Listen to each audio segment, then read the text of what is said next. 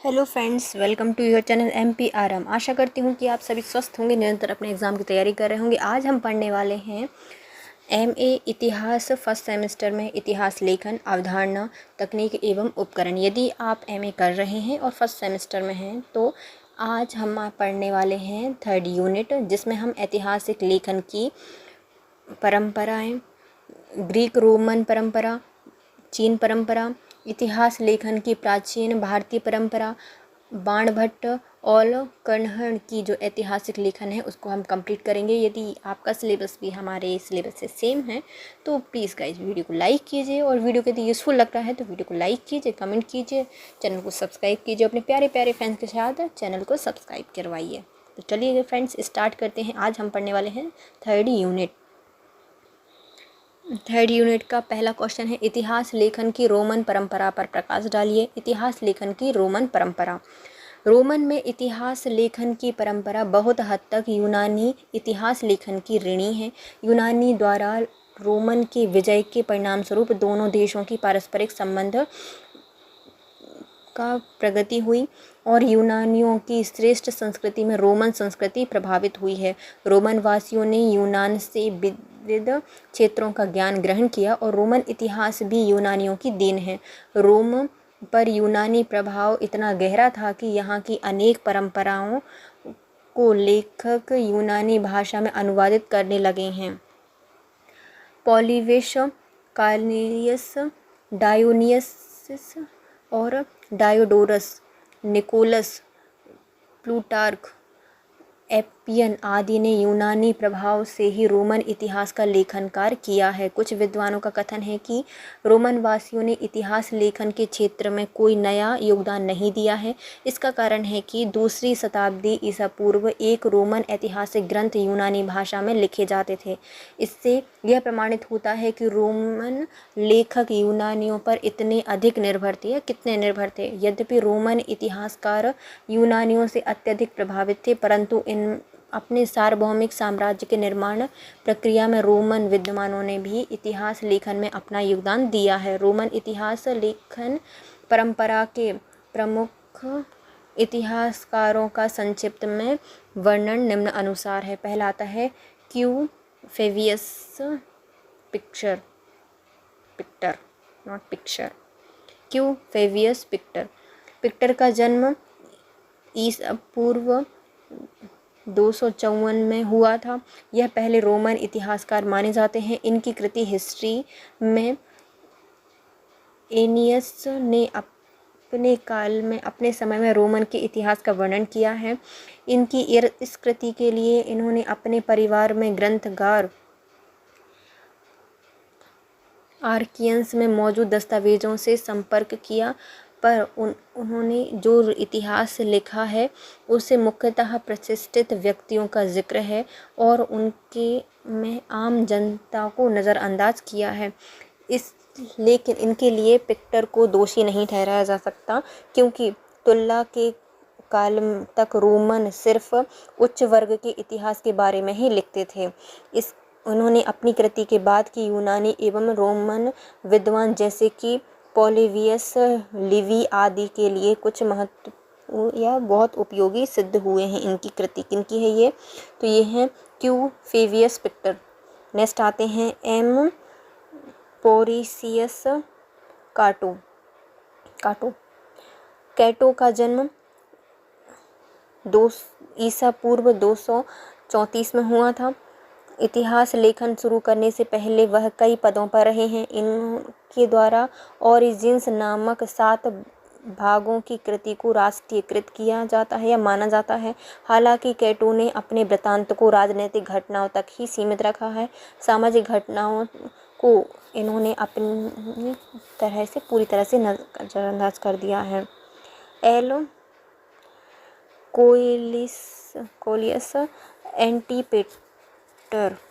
एंटीपेटर ने दूसरे प्यूनिक को अपना थीम बनाया, ना कि संपूर्ण रोमन कहानियों को। इनके लिए इनके अनेक लेखक जैसे कि फेवियस पिक्टर और कैटो के साथ साथ यूनानी लातीनी लेखकों की कृतियों की भी मदद ली है। नेक्स्ट आते हैं बेरो। बेरो का जन्म 116 ईसा पूर्व में हुआ था। यह सिसरो के 10 साल बड़ा था। इन्होंने राजनीति में काफ़ी सक्रिय थे। यह बहुत ही व्यस्त व्यक्ति थे। इन्होंने अपनी कृति रोमन एक्टिविटीज़ को 41 भागों में ईसा पूर्व में प्रकाशित किया है। इसमें से 25 भागों में मानव एवं 16 भागों में देवीय पुरातन बातों का वर्णन किया गया है। बेरो ने विभिन्न तत्वों के बीच कोई अंतर संबंध स्थापित करने की कोशिश नहीं की है। हालांकि इस समय उनकी पुस्तक में सिर्फ वे ही अंश उपलब्ध हैं जो कि धार्मिक एवं देवीय पुरातन बातों से संबंधित हैं और शेष पुस्तकें खो गई हैं। जूलियस सीजर, यह 100 से 44 ईसा पूर्व रहे हैं। सीजर को प्राचीन काल के सर्वोत्तम ऐतिहासिक संस्मरण लिखने का श्रेय दिया जाता है। इनकी कृति का नाम है the countries on the Gallic wars and the civil wars. इस पुस्तक को लिखने का प्रारंभिक मंतव्य रोमन के समक्ष अपने को उचित ठहराना था और इन्होंने युद्ध के साथ आम लोगों के तौर तरीके एवं रीति रिवाजों का भी वर्गीकरण किया है या वर्णन किया है। सीजर की शैली हमेशा ही स्पष्ट, उग्र एवं प्रत्यक्ष रही है। प्रोफेसर वांस ने सही लिखा है कि रोमन गाल से पहले की जानकारी के लिए इसने कंट्रीज़ हमारे लिए उतनी ही महत्वपूर्ण है जितना कि रोमन से पहले की जर्मनी को समझने के लिए टैसिटस रचित जर्मेनिया है। नेक्स्ट आते हैं गाइयस सेलास्टियस किस्पर्स या सेलिस्त 86 से 34 ईसा पूर्व तक रहे हैं। सेलिस्त थ्यूसिडाइडस का शिष्य था। यह सुव्यवस्थित रूप से लिखने वाले रोमन इतिहासकारों में से एक हैं। यद्यपि इनकी प्रमुख कृति history of Roman from 78 to 67 BC विलुप्त हो गई है, पर conspiracy of Catiline and Jugurthine war पर इनके मोनोग्राफ एक ही विषय पर लिखे गए लेख व्यक्ति एवं राजनैतिक शक्तियों की विश्लेषण एवं समर्थ दर्शाता है। समस्याओं में गहरे बैठने के बावजूद पक्षपातहीन को बनाए रखने के इनके प्रयास की आलोचकों ने काफ़ी प्रशंसा की है। टाइटस लिक्स या लिवी, यह 59 से 170 ईसा पूर्व रहे हैं। लिवी बहुआ में पैदा हुए थे। इनका अधिकांश जीवन रोमन में बिताया है और अगस्त के संरक्षण में इन्होंने अपने लेखन कार्य किए हैं। इन्होंने रोमन शहर की स्थापना से लेकर रोमन साम्राज्य की स्थापना तक रोमन का राष्ट्रीय इतिहास लिखा है। इन्होंने अपनी पुस्तक में यह लिखने का प्रयास किया है कि रोमन का उत्थान पुराने दिनों में अकृत्रिम सदाचार और उससे भी अधिक धर्मनिष्ठा के कारण हुआ था।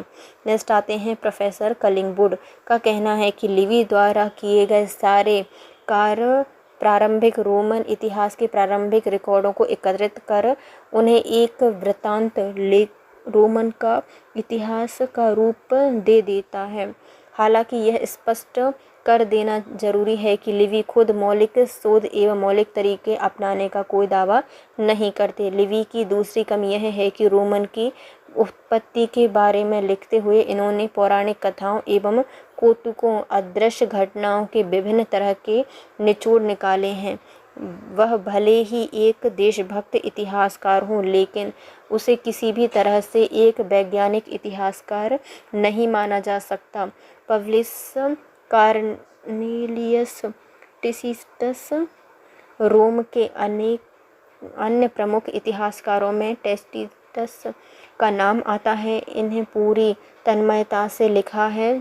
जो लिखा वह आम तौर पर सही था। इनकी प्रमुख कृतियाँ थीं एलेंस एंड हिस्ट्री। एनल्स ने उनकी अगस्त की मृत्यु के बाद 69 ईसी तक की अवधि के बारे में लिखा है, जबकि उनकी दूसरी कृति हिस्ट्री में इन्होंने 69 के संकट से लेकर फ्लेवियन बादशाहों तक के बारे में लिखा है। इन्होंने पुराने गणतांत्रिक संस्थानों के बारे में काफ़ी लगाव के साथ लिखा है। सीनेट से संबंधित वर्गों के विचारों को प्रतिनिधित्व देने की कोशिश की है। टेसिटस का कहना है कि इतिहास का काम है कि किसी भी महत्वपूर्ण कार्य की चर्चा किए बिना ना छोड़े जाए और आने वाली पीढ़ियों की दृष्टता को खराब शब्दों एवं कार्यों का आतंक माना जाए। टेसिटस ने व्यक्तित्व के चरित्रों या चित्रण में अपनी गहन प्रतिभा का परिचय दिया है। टेसिटस की अन्य कृतियां हैं जर्मेनिया, जो कि वर्णनात्मक समाजशास्त्र की सर्वाधिक प्राचीनतम पुस्तकों में से एक है। एक पुस्तक में तत्कालीन जर्मन संस्थानों के बारे में महत्वपूर्ण सूचनाएं संग्रहित हैं। इस कृति में उसके रोमनों की कीमत पर प्रारंभिक जर्मनों को आदर्श रूप से प्रस्तुत किया है। टेसिटस की कृति में ऐसी विस्तृत योजनाओं का अभाव दिखता है जिसमें पॉलिबियस निर्देशित हुआ है। इसके साथ साथ इनकी कृतियों में परस्पर विरोधी बातें भी हैं। इसलिए रोमन साम्राज्य के विकास का जंगल निजी बातों एवं वर्तमान षड्यंत्र की जटिल भूल भुलैया और पक्षपात पूर्ण कार्य जैसे वृक्षों से ढका गया है। सेवेटोनियम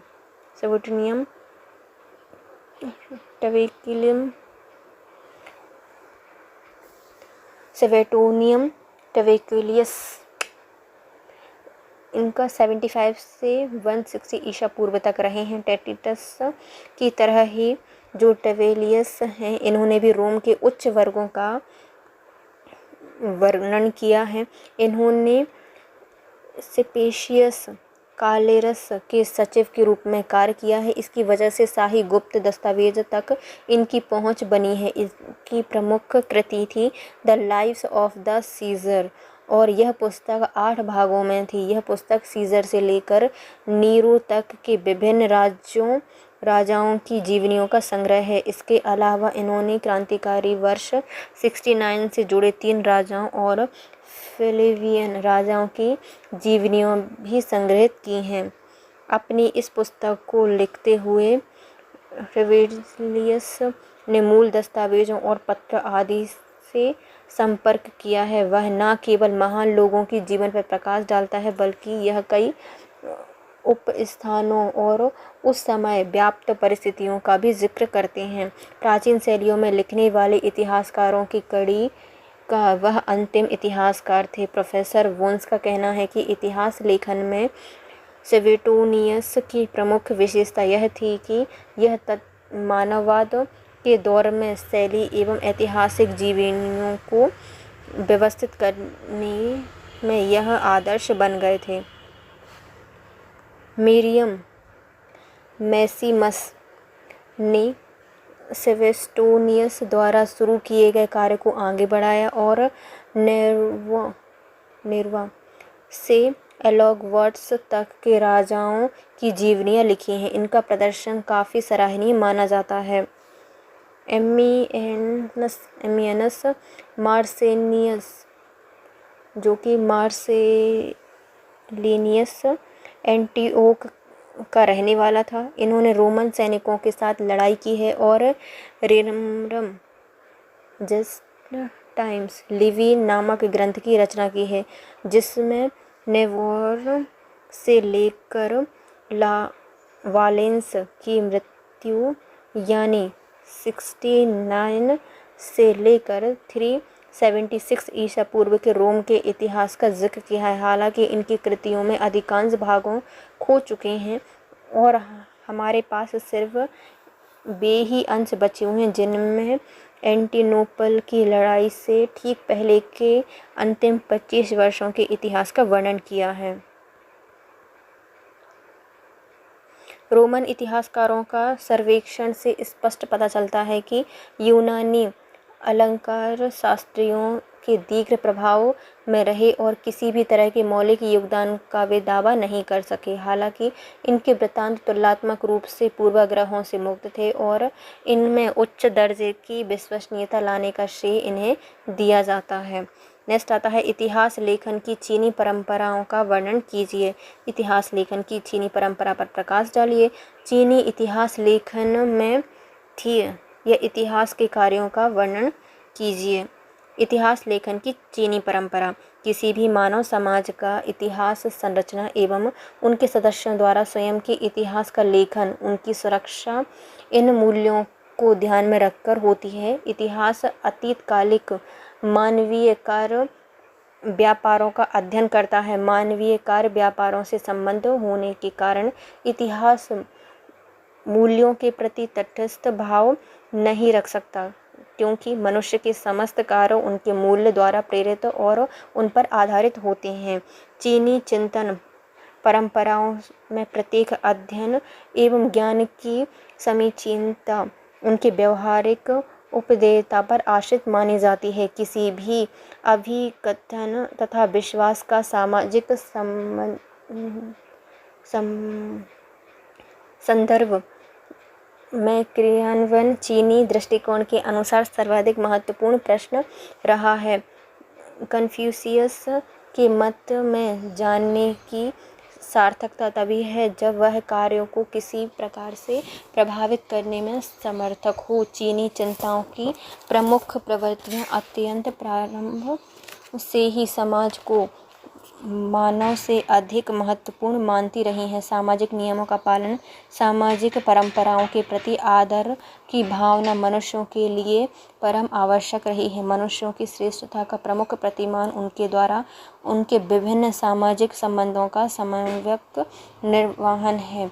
समाज में रहते हुए मनुष्य के अस्तित्व के विभिन्न आयाम होते हैं। इनमें उनकी स्थिति विशेष प्रकार के व्यवहारों की अपेक्षा रखती है। पूर्ण प्रतिष्ठापित नियम एवं परंपराओं के अनुसार इस विविध अपेक्षाओं के प्रति पूर्ति से ही समाज में शांति सुव्यवस्था संभव है। इसी कारण चीनी अमूर्त सिद्धांतों की अपेक्षा पूर्वदृष्टता को अधिक महत्वपूर्ण देते हैं। ऐतिहासिक दृष्टताओं एवं सुनिश्चित साहित्यिक अभिव्यक्तियों की प्रभुता का स्रोत उद्गम अन्य प्रवृत्तियों में ढूंढना चाहिए। सामाजिक नियमों का आधार प्राचीन परंपराएं पूर्वदृष्टता होनी चाहिए। चीन के विचार में किसी भी व्यक्ति विशेष की चिंतन शक्ति की अपेक्षा समाज एवं संस्कृति के प्राचीन अनुभवों के फल का सारांश अधिक प्रामाणिक एवं औचित्यपूर्ण होता है। जीवन के नियंत्रण एवं समन्वय में किसी अमूर्त एवं भावमय विचार से उतनी सहायक नहीं मिलती जितनी कि उन व्यक्तियों के जीवन संबंधी अनुभव से जिन्होंने अतीत में जीवन के विभिन्न पक्षों का साक्षात्कार किया है, तत्व संबंधी समस्याओं के समाधान की चेष्टा की और उनमें सफल अर्थात असफल रहे। इस प्रकार चीनी वासियों के लिए ज्ञान का अर्थ होता है अतीतकालिक दृष्टांतों का ज्ञान। चीनी भाषा में इसी कारण ज्ञान को चीकू अर्थात प्राचीन मार्गों का अन्वेषण कहते हैं। चीनी साहित्य में ऐसी अभिव्यक्तियों की भरमार दिखाई पड़ती है जो कि विशिष्ट ऐतिहासिक घटनाओं का निर्देश करती हैं, किंतु परंपरागत प्रयोग ने इन्हें सार्वभौमिक अर्थात अमूर्त भाव की अभिव्यक्तियों का स्वरूप प्रदान किया है। पंच उत्कृष्ट ग्रंथ। इस प्रकार की चिंतन पद्धति में अतीत का महत्व स्वतः स्पष्ट है। चीनी वासियों ने सुदूर अतीत में संकलित 5 उत्कृष्ट ग्रंथों को अपने जीवन के प्रतिमान के रूप में स्वीकार किया है। इन ग्रंथों में मानव अनुभव की विभिन्न प्राचीन दृष्टताओं का संकलन है और इनका यह माना गया है कि मानव जीवन में चाहे जितना परिवर्तन आ जाए, इन ग्रंथों में इससे संबद्ध सभी प्रमुख सत्य उपलब्ध रहेंगे। चिर्ग अर्थात उत्कृष्ट ग्रंथ के लिए चीनी भाषा में अन्य शब्द तियान नियम अर्थात चंडंग निरंतर है। इसमें इन 5 उत्कृष्ट ग्रंथों में निहित सत्य के शाश्वत होने में विश्वास का निर्देश होता है। कन्फ्यूशियन के मत में तो इन 5 ग्रंथों को अपरिहार्य माना जाता है, परंतु अन्य विचार संप्रदायों में भी इन्हें आदर का स्थान प्राप्त है। चीनी वासियों ने सदैव अपने दैनिक जीवन को इन ग्रंथों में स्थापित प्रतिमानों के रूप में ढालने का प्रयास किया है और इसी प्रकार प्राचीन चीनी समाज एवं संस्कृति में एक प्रकार के स्थायित्व एवं अपरिवर्तनशील का भान होता है। ली की अवधारणा एवं समाज एवं व्यक्ति के जीवन का नियामक तत्व। इस प्रसंग में चीनी चिंतन में ली की अवधारणा का अवबोध अत्यंत आवश्यक है। प्रसंग में ली का प्रयोग केवल धार्मिक स्वरूप के अनुष्ठानात्मक कृत्यों के लिए होता था, किंतु कालांतर में इन शब्दों में विविध सामाजिक महत्व के कार्य, व्यापार अर्थात विभिन्न प्रकार के पारिवारिक संबंध, राजपूतों की पारिस्थितिक मिलन, राज दरबार में अपेक्षित व्यवहार, युद्ध भूमि में मनुष्य का कर्तव्य इत्यादि का निर्देश होने लगा। कन्फ्यूशियस और उनके अनुयायियों ने ली को एक नैतिक अर्थ प्रदान किया है और इसे समाज एवं व्यक्ति के जीवन का नियामक तत्व माना है। इसके अभाव में से दोनों अशांति, अव्यवस्था एवं उच्छलता से ग्रस्त हो जाते हैं। ली विभिन्न सार्वभौमिक वृत्तियों को समाज द्वारा स्वीकार्य आकार प्रदान करता है और जीवन के सभी कर्मों में आत्मनियंत्रण का अनुप्रवेश करता है। उदाहरणतः यदि साहस के ऊपर ली का नियंत्रण ना हो तो वह अविचारी दुस्साहस का स्वरूप ग्रहण कर लेता है। परस्पर विलग सामाजिक स्थितियों में रहने वाले लोगों के बीच जो सामंजस्य दिखाई पड़ता है वह इस ली के नियंत्रण के ही कारण है। सुव्यवस्थित एवं सुखी जीवन के लिए ली का ज्ञान एवं पालन परम आवश्यक है। चीनी इतिहास लेखन में ये ऐतिहासिककार का कार्य। उपरोक्त विवेचन में हमें संक्षिप्त में चीन के उस वैचारिक पृष्ठभूमि का अभिज्ञान होता है जिसके संदर्भ में यहाँ इतिहास लेखन का कार्य अग्रसर हुआ है। समाज एवं संस्कृति के प्राचीन अनुभव के महत्व के अवबोध ने चीनी जनता में इतनी सुरक्षा के प्रति विशेष रुचि जागृत की है और इस प्रकार इसकी व्यवहारिक उपादेयता को देखते हुए इतिहास रचना को एक विशिष्ट महत्व प्रदान किया गया है। तथापि परवर्ती सिद्धांत एवं औचित्य स्थापनों की अधिकता के कारण इस संबंध में कुछ प्रमुख स्रोत ग्रंथ, उदाहरण के लिए चाउ में अनुष्ठान एवं चाउली की तिथि की अनिश्चितता के कारण चीनी इतिहास लेखन के प्रारंभ का प्रश्न प्रायः उछला हुआ है। यहाँ तक कि इतिहासकार के लिए प्रयुक्त शब्द सिंह का मौलिक अर्थ दीर्घकाल तक अशुद्ध रूप से व्याख्यात रहा है। इसका मुख्य कारण परवर्तीकालीन सूत्रकार सुसेन 100 ईस्वी की अशुद्ध व्याख्या थी। इसमें सिंह दुर्घटनाओं का लेखन करने वाले व्यक्ति के रूप में परिभाषित किया और लिखावट की व्याख्या करते हुए कहा कि यहाँ एक हाथ को मध्य चीनी शब्द चुंग को पकड़ते हुए दिखाया गया है। इसके मध्य चुंग को अर्थात चीनी चिंग के रूप में परिभाषित किया गया है। संघकालीन भविष्यवाणी से संबंधित अस्थियों पर उत्कृष्ट शब्दों के वैज्ञानिक अध्ययन के आधार पर चीन में वंग को वेई और जापान में नाइतो तोरो जीरो अर्थात एक समान निष्कर्ष पर पहुँचे। इस शब्द में एकमात्र जिनमें की धनुर्विद्या की प्रतियोगिताओं के समय लक्ष्य साधनों का हिसाब रखा जाता था को धारण की हुए हाथ का निर्देश होता है, अर्थात यह कि संघ काल में इस उपाधि को धारण करने वाले राजकीय अधिकारी का कार्य इस प्रकार की प्रतियोगिताओं में लक्ष्य साधनों का लेखन था। यद्यपि इस प्रसंग में निश्चित साक्ष्य नहीं है, इससे यह कल्पना की जा सकती है कि कालांतर में सिंह उपाधिकारी राजकर्मचारियों का कार्यक्षेत्र बढ़कर सामान्य रूपेण सभी प्रकार की घटनाओं का लेखन हो गया है। जो शासनकाल के काल में इस राजकीय पद में स्वरूप एवं कर्तव्य अधिक निश्चित रूप से दिखाई पड़ते हैं, संभवतः इस समय से महत्वपूर्ण कार्यों के लिए भाग्यशाली और दुर्भाग्यपूर्ण दिनों का निर्धारण करता था। युद्ध भूमि में राजा के साथ जाता था और पूर्ववर्त लक्ष्य साधन की प्रतियोगिता का भी निरीक्षण करता था।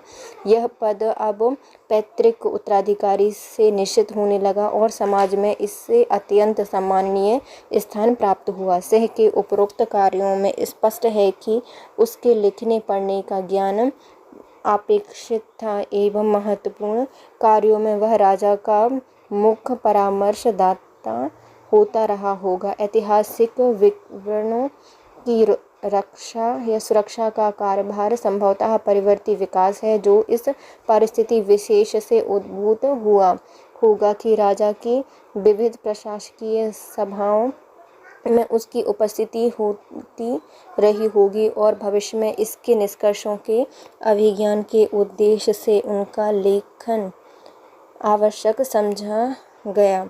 चोऊ राज्य के स्वरूप में विस्तरण के परिणाम स्वरूप प्रशासनिकीय ढांचा जटिल होने लगा। विभिन्न राजनयिक समस्याओं के समाधान के लिए विदेशी राज्यों में से राजदूतों का आगमन सामान्य हो गया और साम्राज्य विस्तार की आशंकाओं से युद्ध की संख्या में अभिवृद्धि हुई। इन सभी का विवरणात्मक लेखन सिंह के कार्यक्षेत्र का अंग बना और परिणाम स्वरूप इसके पद की गरिमा भी बढ़ी। उपरोक्त विकास प्रक्रिया अर्थात यह तथ्य विशेष कि प्रारंभिक इतिहासकार राजदरबारों के कार्यकलाप, धार्मिक अनुष्ठान और महत्वपूर्ण राजकीय कार्यों से संबंध एक प्रकार का अर्ध-धार्मिक राजकर्मचारी था जो कि कालांतर में प्रलेखों का संरक्षण अर्थात दिक ऐतिहासिक वृत्तों का विवरण बना का समर्थन चीन की दो प्रमुख ऐतिहासिक कृतियों प्रलेखों का ग्रंथ एवं इतिहास का ग्रंथ सुनचिंग एवं बसंत एवं शरद इतिवृत्त छुनछू के उनकी इसी क्रम में आने से होता है। प्रथम ग्रंथ में प्राचीन शासकों और उनके परामर्शदाताओं से संबद्ध भाषणों, आज्ञाओं और उपदेश का संकलन है। जैसा कि स्वयं चीनियों की धारणा रही है, यह मुख्यतः कार्यों का नहीं बल्कि शब्दों का संग्रह है। इस संग्रह का प्रमुख प्रयोजन नैतिक शिक्षाओं का उपदेश एवं राजनीतिक प्रश्नों पर उपयुक्त निर्देशन प्रदान करना है और इस प्रकार उनकी प्रमुख प्रवृत्तियां ऐतिहासिक नहीं अपितु नैतिक एवं साहित्यिक हैं। इसके विपरीत दूसरा ग्रंथ तथ्यों का संग्रह है और उपदेशात्मक प्रवृत्ति का इसमें सर्वथा अभाव दिखाई पड़ता है। यहाँ यह बताने की आवश्यकता नहीं है कि प्रत्येक संस्कृति का प्राचीनतम साहित्य पौराणिक होता है। इसमें काल्पनिक या कल्पनात्मक विवरण की प्रचुरता होती है। धीरे धीरे ही तथ्यों के अर्थात रूप लेखन की चेष्टा प्रारंभ होती है।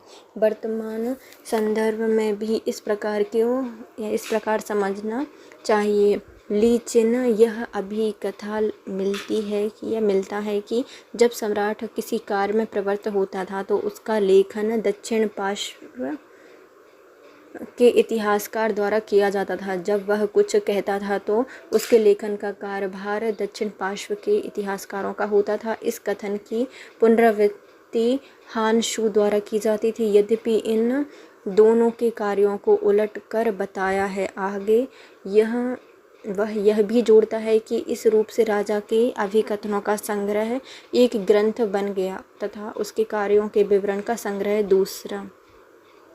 अब वह सर्वमान्य धारणा है कि सम्राट के कार्य अर्थात अभिकथनों के लेखन के लिए दो पृथक इतिहासकारों की नियुक्ति वस्तुतः इस तथ्य विशेष के परवर्ती औचित्य स्थान की चेष्टा के कारण है कि ये दोनों ग्रंथ इस प्रकार की विभिन्न वस्तु सामग्रियों से युक्त हैं। सुमा चियान के सिद्धांत की कोई चर्चा नहीं करता, या तो वह इससे परिचित नहीं था, अर्थात वह इससे बहुत महत्वपूर्ण नहीं समझता था, परंतु अपने से पहले हो चुके इतिहासकारों का वह प्रायः उल्लेख करता है। इतिहासकारों के पद उनकी अवधारणा केवल उनके धार्मिक अनुष्ठानात्मक महत्व से संबंधित नहीं रखती थी, अपितु वह इतिहासकारों को प्राचीन शासकों के नैतिक गुरु एवं निर्देशक के रूप में देखता था।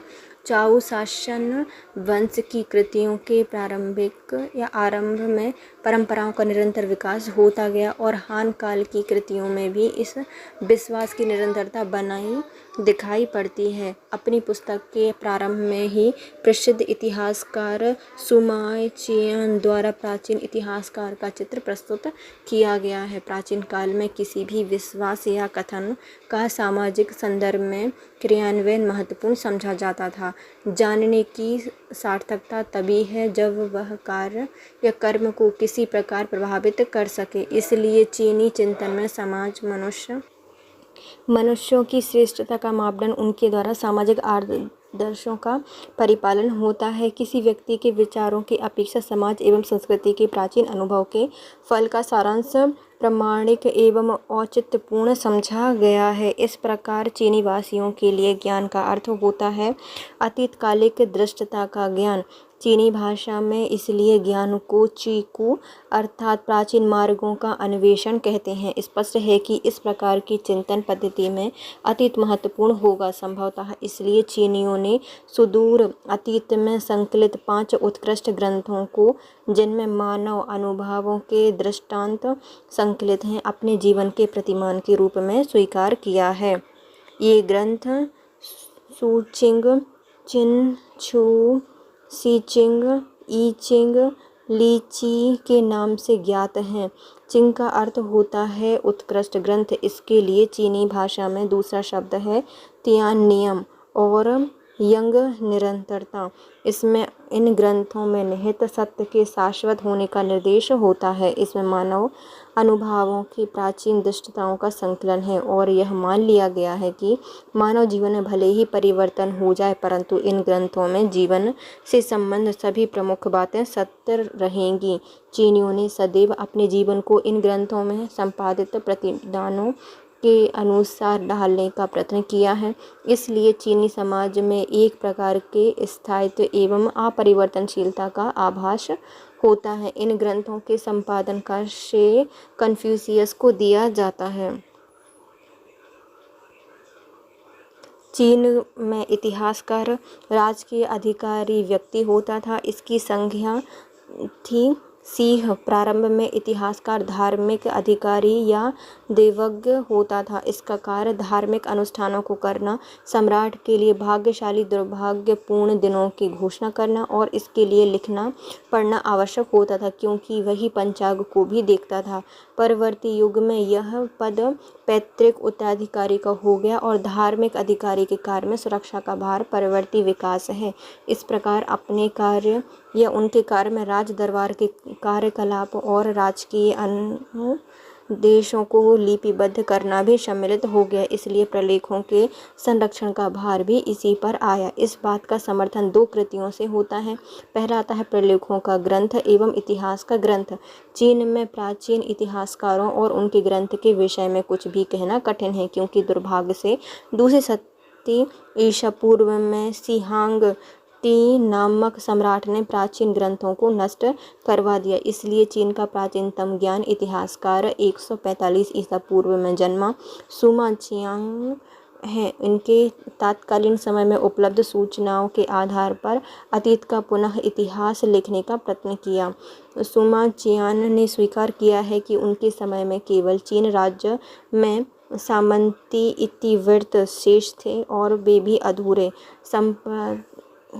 संपादित होकर भी संक्षिप्त हो गए। उनके अनुसार प्राचीन ग्रंथों में सी-चिंग, सू-चिंग का अस्तित्व इसलिए बना रहा कि उनकी कुछ प्रतियां प्राचीन परिवारों में सुरक्षित थीं। दूसरी ओर स्मृति में भी लोग सी-चिंग की कविताओं का संगायन करते हैं। परंपराओं से ज्ञात होता है कि सम्राट वैन के समय में 90 वर्ष के व्यक्ति ने सी चिंग के एक भाग का पाठ किया था। इसके कुछ अध्याय दूसरी शती के अंत में कन्फ्यूशियस के घर की दीवारों पर उपलब्ध हुए। इस प्रकार किसी तरह से प्राचीन इतिवृत्त का पुनर्निर्माण किया गया।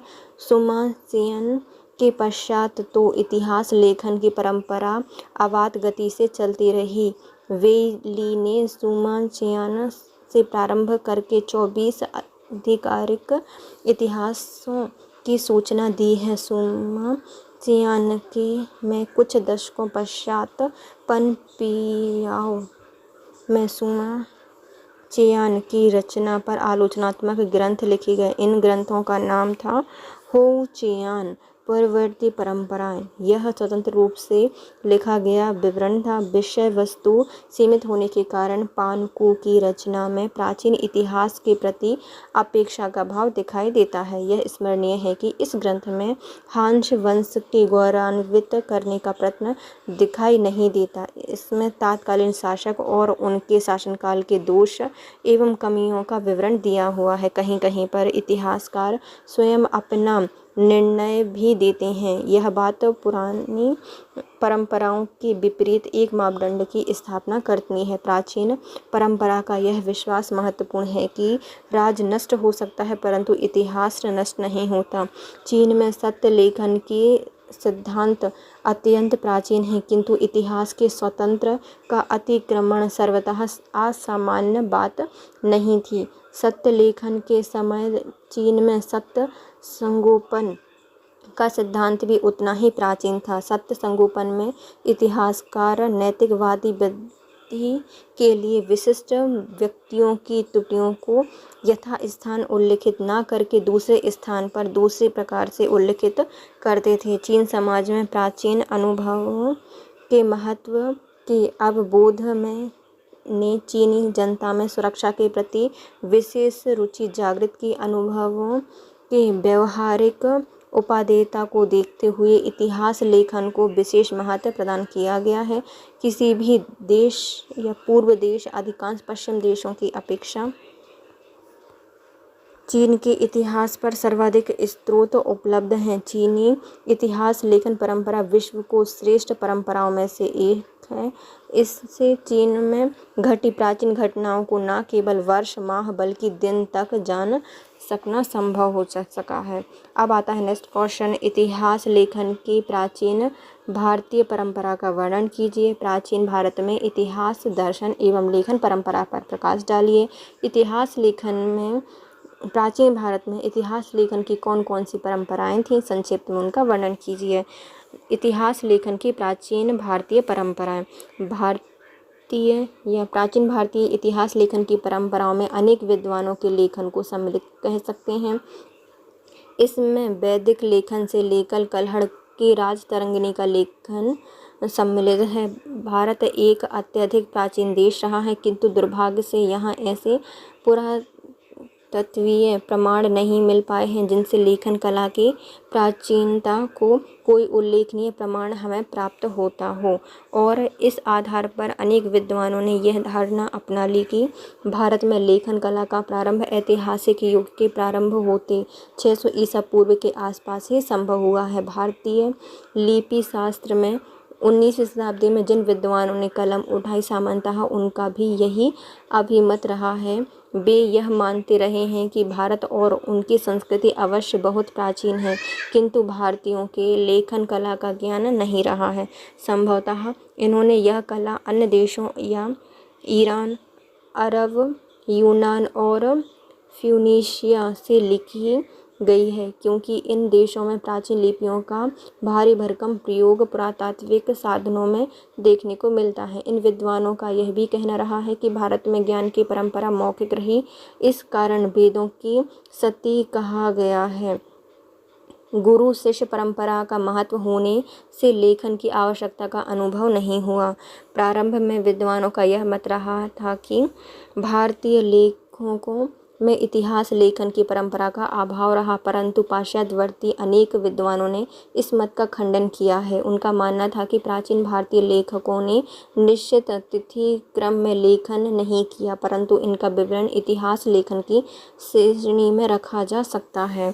Doctor R.C. मजुमदार ने लिखा है कि भारतीय लेखकों द्वारा किया गया इतिहास लेखन अथपका एवं हास्यास्पद है, लेकिन यह इन बातों को स्वीकार करते हैं कि भारत में इतिहास लेखन की नवीन जानकारी से लेखक पूर्णतः अनभिज्ञ नहीं थे। उदाहरण के लिए कलहर ने अपनी प्रसिद्ध पुस्तक राजतरंगी कश्मीर के इतिहास में प्रारंभिक पदों में जो भी लिखा है उससे साफ पता चलता है कि वह आधुनिक इतिहास लेखन के मौलिक सिद्धांतों को पूरी तरह से समझता था।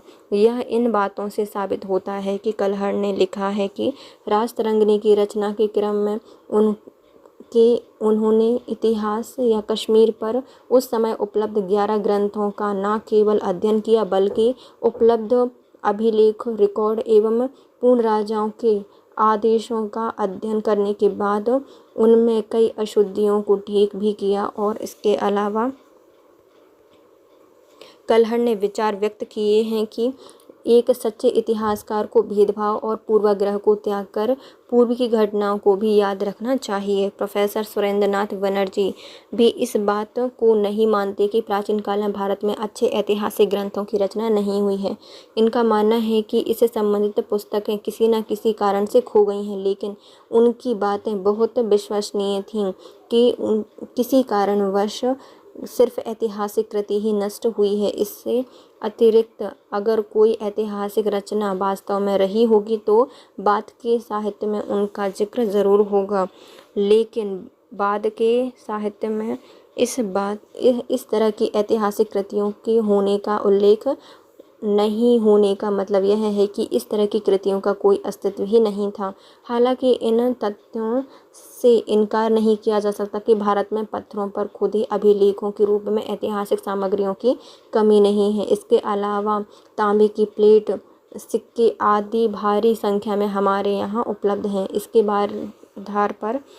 आधार पर देश के अधिकांश इतिहास को तो सिलसिलाए ढंग से जोड़ा भी जा सकता है, लेकिन ये अच्छे ऐतिहासिक साहित्य का विकल्प नहीं हो सके हैं। इन स्रोतों का सीमित उपयोग ही हो सका है, और यह भी स्थानीय घटनाओं के सत्यापन के लिए। ये स्रोत किसी देश के अन्य राजनीतिक, सामाजिक, आर्थिक इतिहास की रचना में मदद नहीं कर सकते। क्रमवार घटनाओं के आधार में प्राचीन भारत का राजनीतिक इतिहास लिखना एवं और कठिन हो गया है। प्रोफेसर श्रीनिवास अयंगर ने इस पर अपनी टिप्पणी में लिखा है कि अगर घटनाक्रम क्रोनोलॉजी को इतिहास की आँख माना जाए तो भारतीय इतिहास सदैव ही अंधा रहेगा। निस्संदेह विभिन्न स्रोतों को जोड़कर सामाजिक इतिहास के एक अंश को गढ़ने की कोशिश की गई है, लेकिन राजनीतिक इतिहास के साथ कोई संबंध स्थापित नहीं कर पाने की वजह से इसमें आवश्यक तारतम्य नहीं है। उदाहरण के लिए अपने महाकाव्य महाभारत पुराणों में हमें महत्वपूर्ण सामाजिक सूचनाएं मिलती हैं, लेकिन इन सूचनाओं को घटनाक्रम में स्थान नहीं दिया जा सकता, क्योंकि इनकी तिथियों के बारे में निश्चित रूप से कुछ भी पता नहीं है और न ही इन्हें लिखने वालों के बारे में निश्चित रूप से कुछ ज्ञात है। पुराण एवं इतिहास। पुराण एक ऐसी ऐतिहासिक उपन्यास है जिसमें उनके रचयिता ने ऐतिहासिक सामग्रियों का प्रयोग अपनी कहानियों को विश्वसनीय बनाने के लिए किया है, ताकि लोग इसको विश्वसनीय माने। इसमें कोई संदेह नहीं है कि पुराणों में बहुत ही महत्वपूर्ण ऐतिहासिक तथ्य एवं सूचनाएं संग्रहित हैं, जो राजवंशों के वंश वृक्ष के रूप में हैं, और वे बहुत ही महत्वपूर्ण प्राचीन स्रोतों से संकलित किए गए हैं। पुराणों की रचना का काल 8वीं शताब्दी ईसा पूर्व माना जाता है और कहा जाता है कि इसे व्यास जी ने लिखा है, लेकिन इनकी व्याख्या के लिए पर्याप्त सूचनाएं इसमें नहीं हैं। तथ्य यह है कि इसमें काल्पनिक बातें भरी पड़ी हैं और इससे भी तथ्य विशेषकर ऐतिहासिक तथ्यों को निकालना बहुत ही मुश्किल है। पुराण आधुनिक ऐतिहासिक कृतियों से अलग हैं क्योंकि इनमें जीवन के सांसारिक पक्ष को ध्यान में रखा गया है, और जबकि आधुनिक इतिहासकारों ने जीवन के भौतिक पक्षों को तरजीह दी है। पुराणों में मिथकों, दंत कथाओं एवं देवी घटनाओं एवं इतिहास के बीच में कोई विभेद नहीं किया गया है। भारत में महायुद्ध का वर्णन करने वाले आख्यान महाभारत भी प्राचीन इतिहास लेखन के प्रमुख स्रोत हैं। इनमें कुछ आख्यान तो ऐसे राजाओं से संबंधित हैं जिनका उल्लेख वृक्ष में नहीं मिलता, जिनका वर्णन पुराणों में किया गया है, जैसे ययातिका जो यायत से संबंधित आख्यान है। भारत में प्राचीन राजा अपने दरबार में सूतों को रखते थे जो राजा से संबंधित विभिन्न तरह की सूचनाओं को संग्रहित करते थे। अमूमन संत का पद आनुवंशिक होता था और इन पर बैठने वाले ब्राह्मण हुआ करते थे। हालांकि बाद में रिकॉर्डों से पता चला है कि इन पद पर क्षत्रियों को रखा जाने लगा था। कुछ प्रमुख सूतों में भृगु, अंगिरा, कश्यप आदि ने इतिहास लेखन में भारी योगदान दिया है। कौटिल्य का अर्थशास्त्र एवं इतिहास लेखन। आचार्य कौटिल्य का महाव्यक्तित्व एवं पारंगत राजनीतिक के रूप में मौर्य साम्राज्य के विपुल यश के साथ एक प्राण होकर एक ओर से भारत के राजनीतिक इतिहास में अपनी कीर्ति गाथा को अमर बनाया है, दूसरी ओर इन्होंने अपने अतुलनीय अद्भुत कृति के कारण संस्कृत साहित्य के इतिहास में अपने विषय का एकमात्र विद्वान होने का भी श्रेय प्राप्त किया है। कामांधकीय नीतिसार के अनुसार इन्हें 4 बातों की जानकारी प्राप्त होती है। पहला, कौटिल्य ने अपने अर्थशास्त्र की रचना की है। कामांधक के नीति ग्रंथ का आधारभूत यही अर्थशास्त्र है। कौटिल्य ने नंद वंश का उन्मूलन कर उनकी जगह मौर्य वंश को प्रतिष्ठापित किया और कौटिल्य ने अपने ग्रंथ में अर्थ एवं अर्थशास्त्र का संदिग्ध परिभाषा भी दी है। इसके अनुसार मनुष्य की आजीविका का साधन अर्थ है और जिस भूमि पर मनुष्य रहते हैं वह भी अर्थ है, अर्थात वह शास्त्र अर्थशास्त्र है जिसमें मनुष्य अपनी भूमि के लाभ और उनके पालन के उपायों का वर्णन किया करता है। बौद्ध इतिहास लेख। बौद्ध धर्मावलंबियों ने इतिहास लेखन में काफ़ी योगदान दिया है और त्रिपिटक के द्वारा इन्होंने इसे काफ़ी समृद्ध बनाया है। त्रिपिटक द्वारा महात्मा बुद्ध के जीवन के विभिन्न महत्वपूर्ण पहलू पर प्रकाश डाला गया है। इसमें बुद्ध के उपदेश का संग्रह है। इन्होंने संघ की स्थापना, उससे संबंधित सिद्धांतों का जिक्र है। त्रिपिटक में भारत से संबंधित महत्वपूर्ण सूचनाएं संग्रहित हैं, विशेषकर उस समय के जब बुद्ध स्वयं जीवित थे। इसमें भी विशेषकर भारत के सामाजिक और आर्थिक जीवन से संबंधित जानकारियाँ उपलब्ध हैं। हालांकि कभी कभी इनमें कुछ राजनीतिक घटनाओं का भी जिक्र किया गया है। प्रोफेसर वार्डर का कहना है कि विनय पिटक में बौद्ध धर्म की स्थापना का वर्णन करने और सिलसिलेवार ढंग से इस समुदाय की आगे की घटनाओं को रिकॉर्ड करने के क्रम में ही बौद्ध धर्म के इतिहास की शुरुआत हुई है। बौद्ध के परिनिर्माण के बाद भी घटनाओं की यह रिकॉर्डिंग जारी रही ताकि विनय पिटक मगध के शासक अशोक के शासनकाल में शताब्दियों की प्रमुख घटनाओं को रिकॉर्ड किया जा सके। श्रीलंका तिब्बतियों और चीनियों द्वारा बौद्ध परंपराओं का अध्ययन के क्रम में लिखी गई पुस्तकों में बौद्धकालीन प्राचीन भारत के बारे में लेखन की महत्वपूर्ण जानकारी है। अवदानों में बौद्ध की पिछले जन्म के बारे में कल्पित एवं मिथकों पर आधारित कहानियाँ संग्रहित हैं और जो लोग इस तरह के प्रमाणों में विश्वास करते हैं उनके लिए यह इतिहास का एक हिस्सा भी है।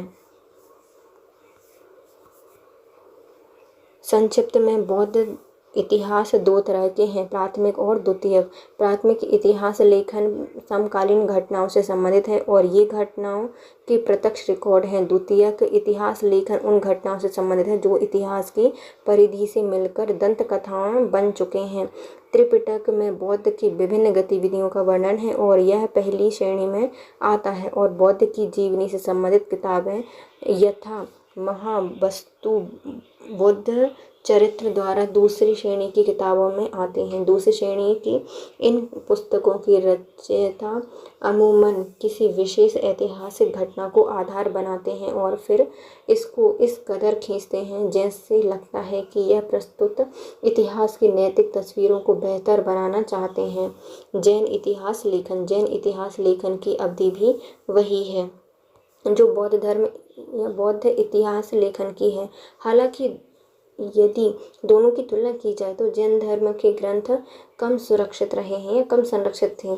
जैन धर्म के प्रमुख ग्रंथों में व्याख्या, प्रगति, स्थानांग और समांग आदि सम्मिलित हैं। इन पुस्तकों में दंत कथाओं के रूप में ऐतिहासिक घटनाओं को संग्रहित किया गया है। इन लेखकों ने जैन धर्म के आलोक में उस समय की कुछ दंत कथाओं की व्याख्या की है। उदाहरण के लिए प्रसिद्ध पुस्तक पद्मचरित में बिमला राम की कहानी को दोबारा सुनाती है, जबकि राम की यह कथा वाल्मीकि द्वारा वर्णित राम कथा में एकदम विपरीत है। बिमला ने अपनी कृति में रावण को राक्षस मानने से साफ इनकार कर दिया है और इसे परम ज्ञानी माना है।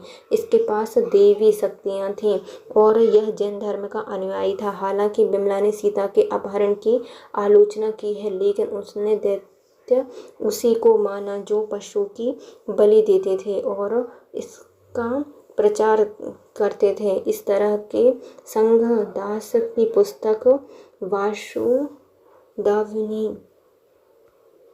वासुदेव हिंदी कृष्ण के पिता के बारे में वर्णन करता है। इतिहास को कुछ इस तरह से पेश किया गया है कि इसका वृत्तांत एक शिक्षक के पाठ की तरह हो गया है और इससे सही और गलत कार्यों के परिणामों के बारे में बताया गया है। इसी तरह हरिवंश पुराण, जो कि महाभारत का जैन संस्करण है, इसमें उस समय तक जैन धर्म के इतिहास का वर्णन किया गया है। संक्षिप्त में यह कहा जा सकता है कि जैन इतिहासकारों ने ब्राह्मणवादी इतिहास को इस तरह से लिखा जो उनकी कहानी ज़्यादा उदार और उनके अपने मतों में ज़्यादा अनुरूप हो गई है। इसके अलावा जैन धर्म प्रचारकों की सूची एवं दंत कथाओं को अपनी कृतियों में शामिल कर इन इतिहासकारों ने भारत के ऐतिहासिक घटनाओं की सूची को समृद्ध किया है। द्वितीय श्रेणी के बौद्ध इतिहास लेखन की तरह जैन धर्म के इतिहासकारों ने भी दंत कथाओं के आधार पर इतिहास की रचना की है। इन श्रेणियों की सबसे महत्वपूर्ण कृति थी काल का कारकथनक, जो कि विक्रमादित्य के बारे में प्रचलित दंत कथाओं का संग्रह है। इन पुस्तकों के लेखन के बारे में कुछ भी पता नहीं है।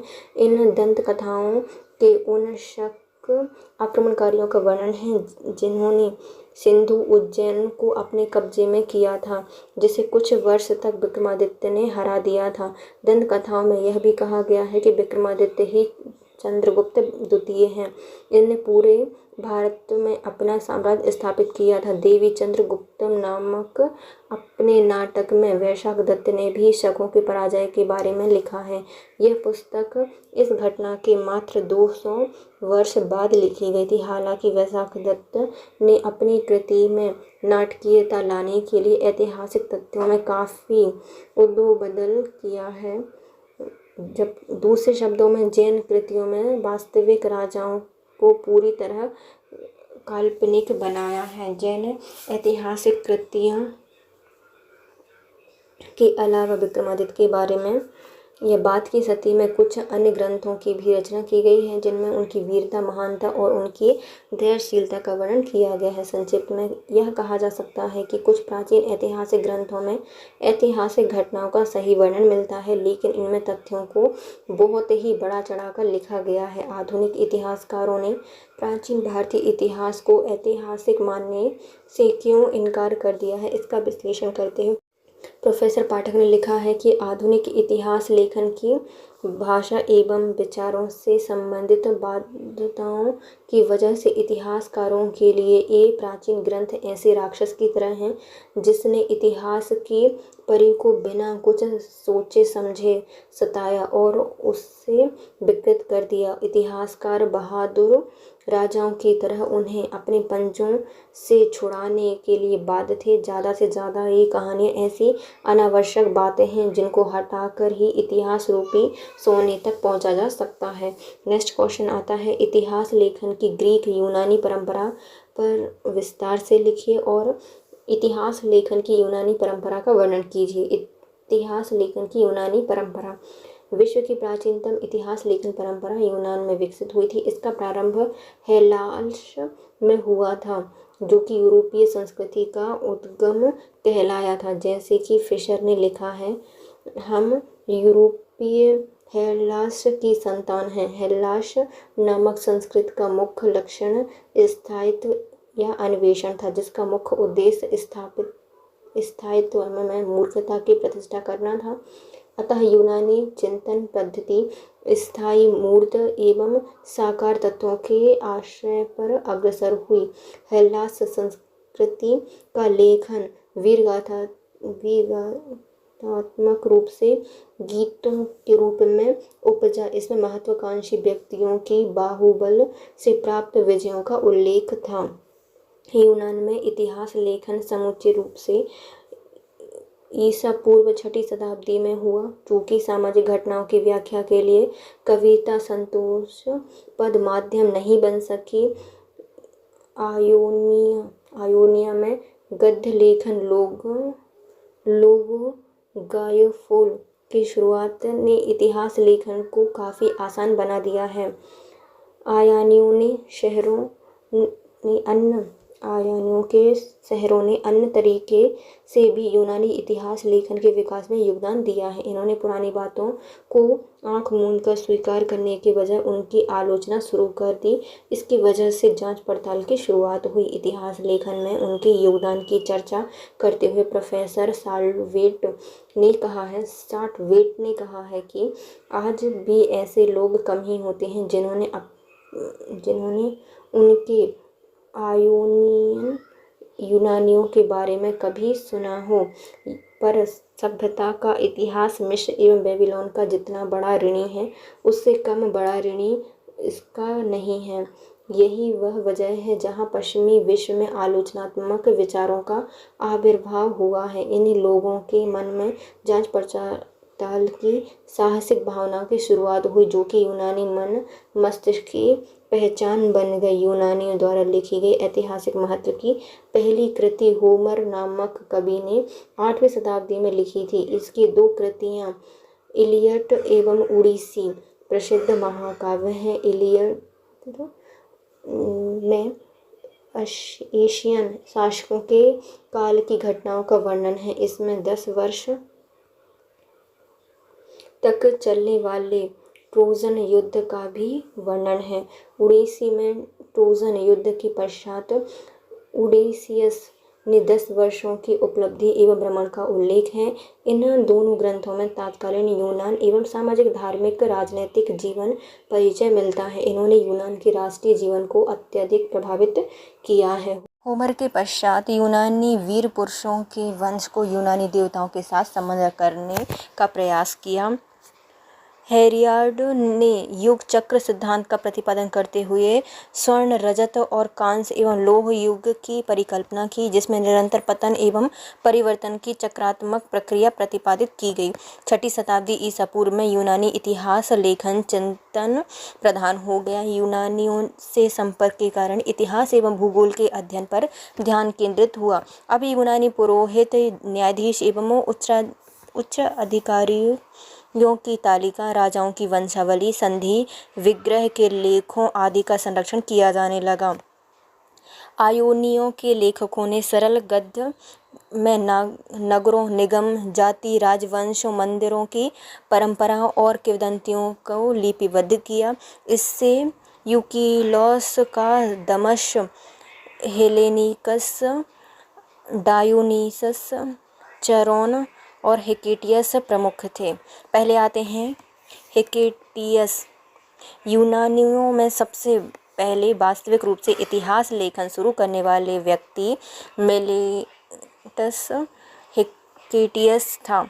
हिकेडियस का जन्म ईसा पूर्व 6वीं शताब्दी में यूनान के एक कुलीन परिवार में हुआ था। इसने मिस्र की विस्तृत यात्रा की और ट्रैवल अराउंड द वर्ल्ड एवं बुक ऑफ लोकल जीनियोलॉजी जैसी महान कृतियों की रचना की है।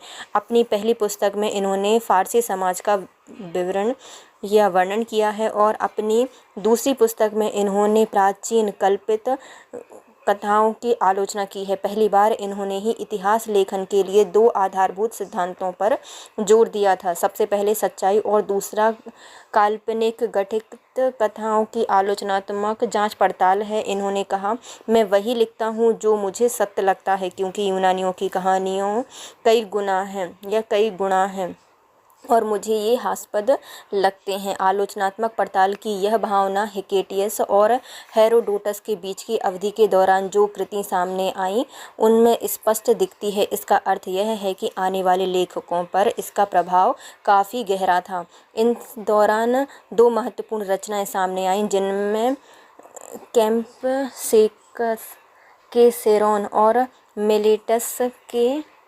डायोनियस की फारस की इतिहास, सियाक्यूज के एंटिओकस और लेस्बो के हेलेनिकस की यूनान के लोगों का इतिहास एवं कैरियाडा के स्काइलैक्स द्वारा रचित ऐतिहासिक जीवनी शामिल हैं। इन रचनाओं के हेरोडोटस की काफ़ी मदद की है। हेरोडोटस ईसा पूर्व 480 से 430 तक। हेरोडोटस का जन्म ईसा पूर्व 480 में हेलिकार्नासस में एशिया माइनर के समुद्री तट में एक डोरियन बस्ती में हुआ था, जिन उसके इतिहास एवं मानव शास्त्र में काफ़ी योगदान दिया है।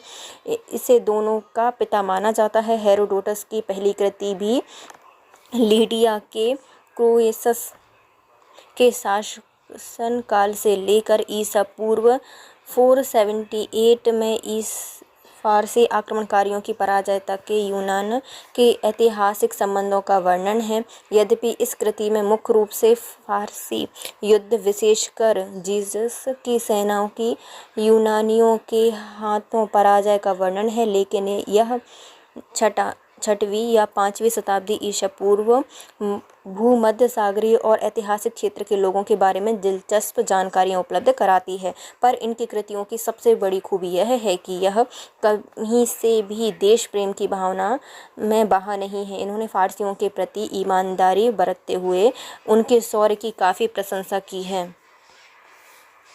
हालांकि सैनिक घटनाओं का इसने जो वर्णन किया है उसे शुद्धता और सटीकता दोनों का भी अभाव है। देवीय शक्ति में विश्वास की बात भी इनकी कृतियों में है, पर इतना तो अवश्य कहा जा सकता है कि ये सब निजी दोष नहीं थे, बल्कि तत्कालीन समय की सामान्य विशेषता थी। नेक्स्ट आते हैं थ्यूसिडाइडस। यूनानी इतिहास लेखन में बृहद योगदान देने वाले दूसरा महान इतिहासकार है थ्यूसिडाइडस। इतिहास के साथ इसका वार्ताव हेरोडोटस से बिल्कुल भिन्न था। इन्होंने ऐतिहासिक तथ्यों के समन्वित एवं उत्साहपूर्व से वृत्तांत कहने के तरीके को अपनाया है। इन्होंने इतिहास को महाकाव्यात्मक एवं दैवीय शक्ति में विश्वास से मुक्त कराया है। इन्होंने अपने लेख के लिए एक विशेष विषय को चुना और गंभीरतापूर्वक भटके बिना इससे जुड़े रहे। थ्यूसिडाइडस ने मुख्य रूप से पेलोपोनेशियन युद्ध के बारे में लिखा है। इन्होंने लिखा है कि इस पुस्तक में इसने ईसा पूर्व 431 में कार्य शुरू किया था, यानी कि युद्ध शुरू होते ही, और 10 वर्ष बाद निसियास की शांति से पहले तक इन्होंने भारी मात्रा में संबंधित सामग्रियां जुटाई होंगी। पहले वर्ष में इन्होंने अपनी सामग्रियों को कम बोझ कराया, चूँकि इसी दौरान यूनान में डिसिलियन युद्ध छिड़ गया था।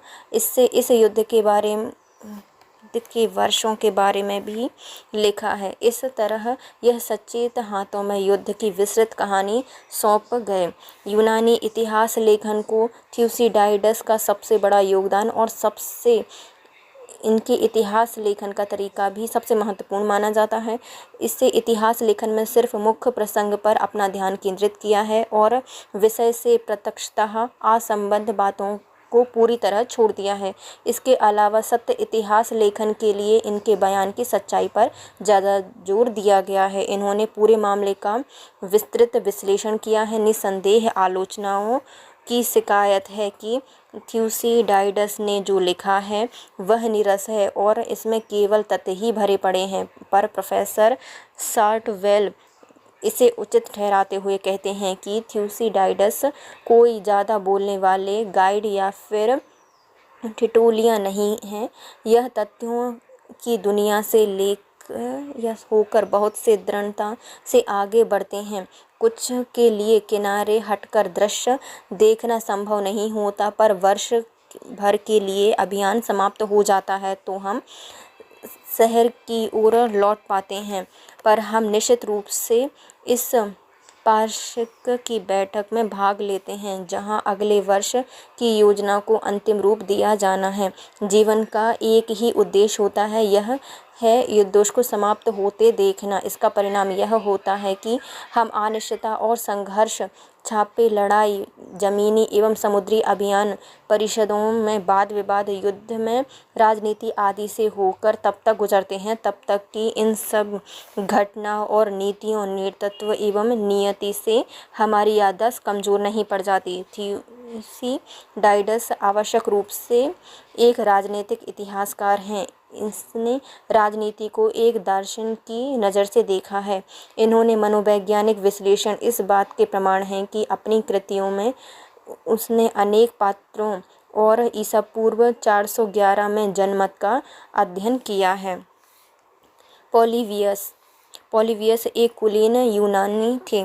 ईसा पूर्व 198 में मेगालोपोलिस में इनका जन्म हुआ था। इनके पिता लिकोर्टास इकेयान लीग के नेता फिलोपोएमेन के मित्र थे। कम उम्र में ही प्लूवियस राजदूत एवं मजिस्ट्रेट नियुक्त हुए। ईसा पूर्व में 168 में पाइडना की लड़ाई के बाद इन्हें युद्ध भूमि के रूप में रोम ले जाया गया। यहाँ इनकी मुलाकात स्किथियोस से हुई। इसके बाद इसमें इतिहास लेखन की उत्कृष्ट लालसा जागी। अपनी कृति हिस्ट्री में इन्होंने रोम साम्राज्य के विस्तार और उनके संवैधानिक विकास की विस्तृत चर्चा की है। यह पुस्तक 40 भागों में है। इन्होंने इस पुस्तक की शुरुआत 164 ईस्वी में की है, जब रोमनों ने इटली से समुद्र पार किया था।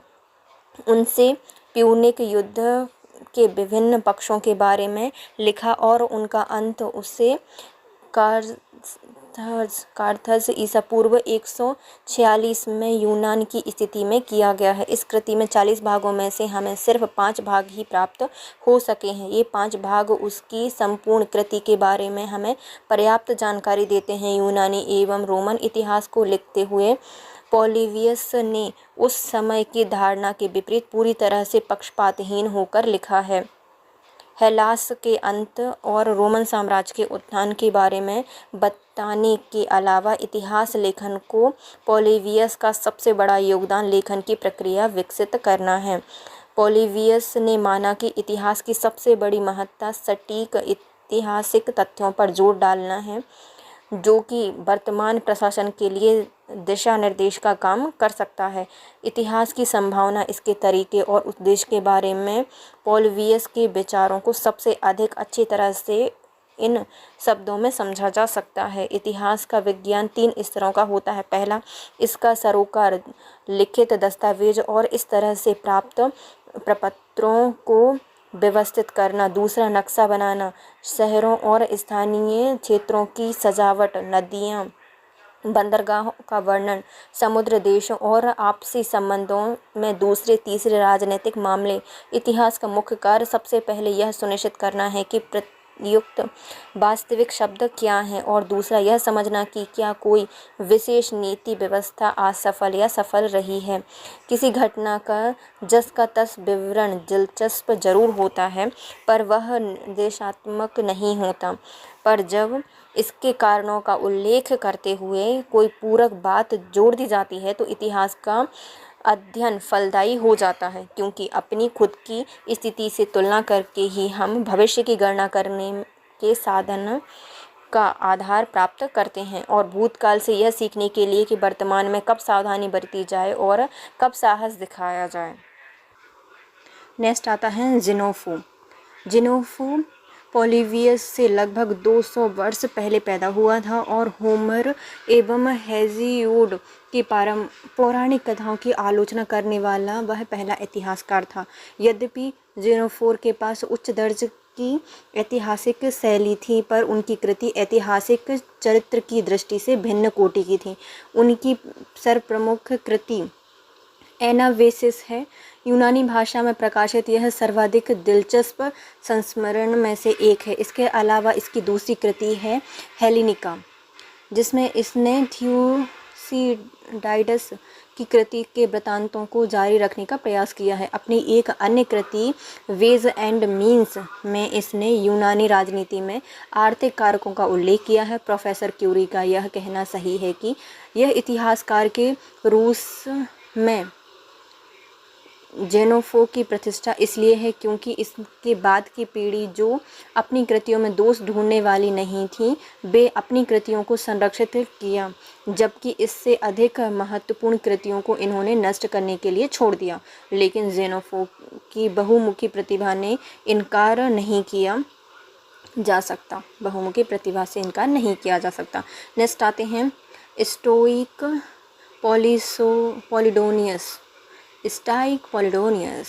पॉलिडोनियस की विश्व स्तरीय इतिहास को जारी रखने वाला स्टाइक पॉलिडोनियस की गणना यूनान के एक प्रमुख इतिहासकार के रूप में होती है।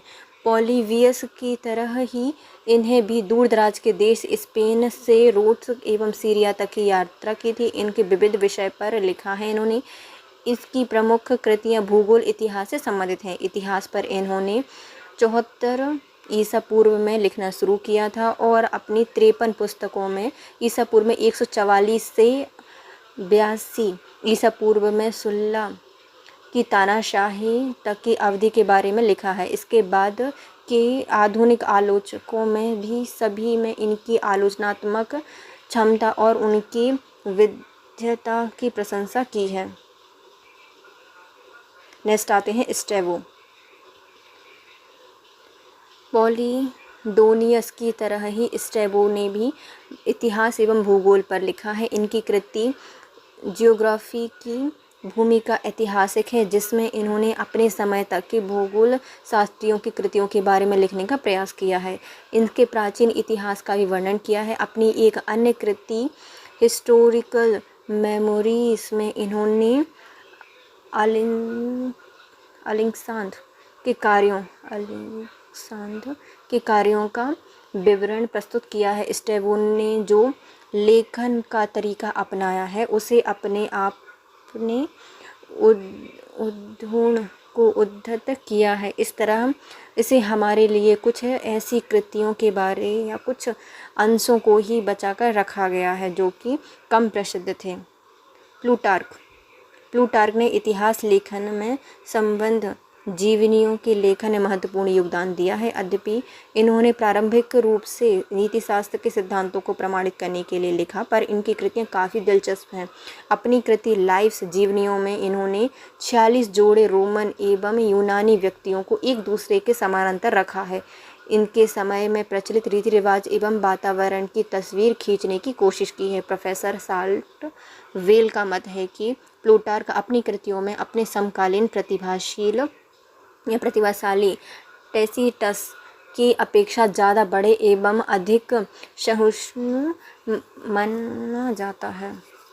उपरोक्त ऐतिहासिक कृतियों के अलावा कुछ अन्य महत्वपूर्ण ऐतिहासिक कृतियों में एपियन की हिस्ट्री ऑफ रोमन, एरियन की Anabasis of Alexander, Dio Cassius की हिस्ट्री ऑफ रोम, सिसिली की डायोडोरस रचित वर्ल्ड हिस्ट्री एवं एमाइनस मेसिलिनस की history of the Roman Empire शामिल है।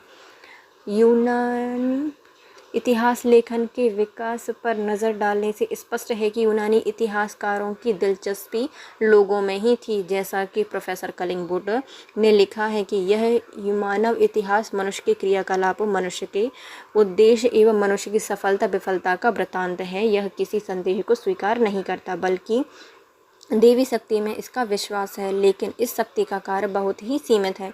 मानव मामले में विकास के लिए देवों के पास अपनी कोई योजना नहीं है। वे केवल मानव की योजनाओं को सफल बनाता है और उससे असफल कर देता है। यूनानी इतिहास लेखन की विशेषताओं का आकलन करते हुए प्रोफेसर थॉमसन का कहना है कि यूनानियों ने सभी तरह के और सभी आयामों वाले इतिहास की रचना की है। मनुष्यों का इतिहास बड़े राष्ट्रों और छोटे बड़े शहर, विश्व स्तर पर पूर्व कथाओं एवं स्थानीय वृत्तांतों, राजनीतिक, साहित्यिक एवं सैनिक संस्करणों की वस्तु है। ऐसे कुछ भी नहीं है जो इन्हें याद नहीं रहा, जिसे इन्होंने नज़रअंदाज किया। यूनानियों ने सबसे पहले वास्तविक लेखन की कला सीखी, इसके उद्देश्य और इनके नियम कानून के बारे में सोचा। यूनानी विज्ञान और दर्शन की तरह ही इतिहास को भी जन्म देने वालों में से हैं, इतिहास को भी जन्म देने वालों में से ही रहे हैं।